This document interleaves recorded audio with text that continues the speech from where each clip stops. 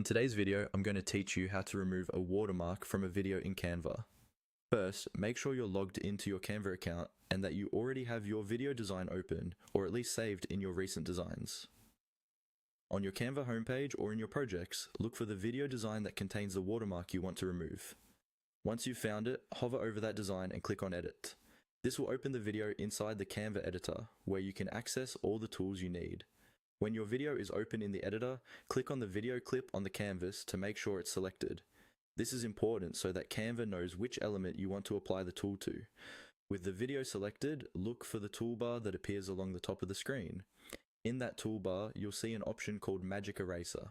Click on Magic Eraser to activate it. This is Canva's built-in tool that lets you brush over unwanted objects and attempt to remove them from your image or video frame. After clicking Magic Eraser, Canva will guide you with on-screen prompts. Pay attention to these instructions because they'll usually show you where to move your cursor and how to adjust the brush size. Typically, you'll see your cursor turn into a circular brush.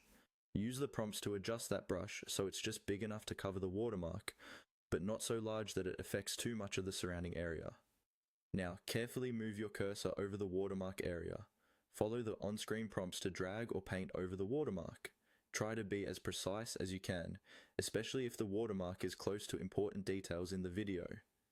If Canva offers a preview or a hint of the area being selected, use that to make sure you're covering the watermark completely.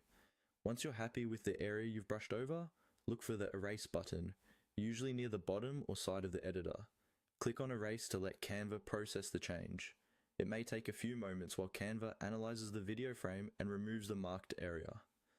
After it finishes, review the result and play a short portion of the video to make sure it looks natural. If needed, you can undo and try again for a cleaner finish.